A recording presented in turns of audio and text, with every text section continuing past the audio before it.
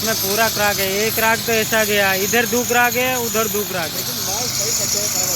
हाँ, कलर माल तो साइज अच्छा है, लेकिन वो साइज से क्या होगा।